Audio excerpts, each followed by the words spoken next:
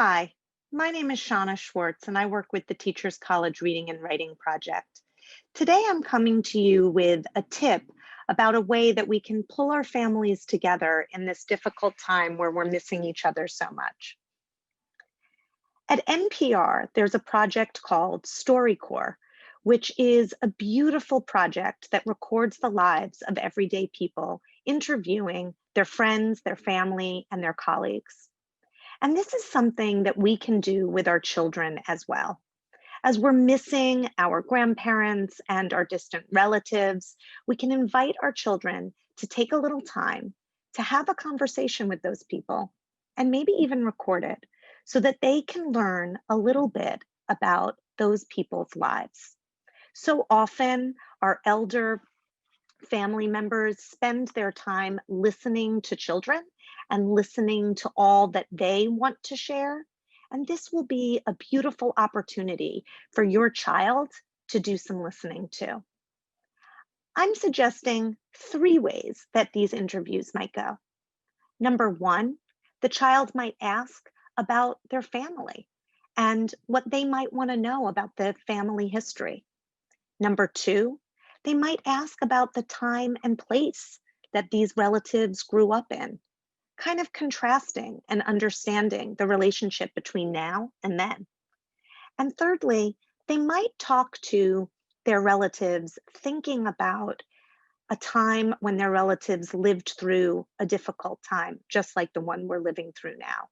Though there were not pandemics probably in most of those people's lives, the last one was quite a long time ago, there have certainly been difficult times that families have lived through that will inform the way we live now. It's really quite simple. Kids can put on a FaceTime or use Zoom and call up their grandparents. At the StoryCorps website, there's lots of great questions available for you to use. But let me take you through a few that your child might ask. If they're wanting to learn a little bit more about family history, they might say, "Tell me who you lived with when you were a kid. What was it like living with those people? Who was your favorite relative? One maybe I don't know that much about. What was Uncle so and so like when he was little?"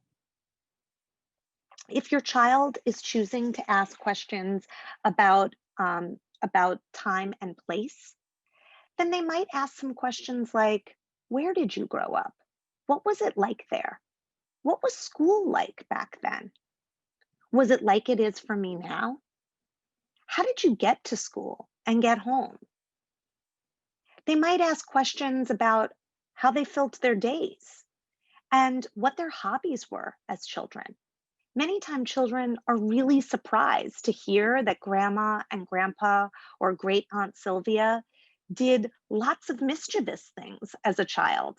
Now they seem so staid and steady. And then finally, they might ask their elder relative about hard times. What was something that you went through as a kid that was difficult, or even as a young adult? What did you do? Who did you turn to? What were some of the things that helped you to get through it? Do you have any advice for me right now? Things that I could try? Here's how I'm having a hard time. Have you ever had a hard time like that? These kinds of questions can not only inform your child about your family, but they can really help your child to feel connected in a time when connectivity is a little bit more difficult. Not to mention the fact that our relatives are so, so grateful for this kind of time with the younger generation. I hope these tips help you out, and I hope you make some StoryCorps recordings of yourself because we all need to know each other's stories. Thank you.